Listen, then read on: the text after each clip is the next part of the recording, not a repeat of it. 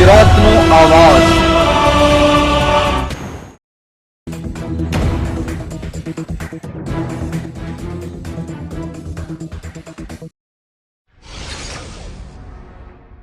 રાજકોટ જિલ્લાના ઉપલેટા પોરબંદર લોકસભાના ભાજપ અને શ્રમ રોજગાર મંત્રી એવા મનસુખભાઈ માંડવિયા અને ધોરાજી ઉપલેટા વિસ્તારના ધારાસભ્ય મહેન્દ્રભાઈ પાડેલાની ઉપસ્થિતિમાં સ્નેહમિલન અને કાર્યકર્તાનો અભિવાદન કાર્યક્રમ યોજાયો હતો।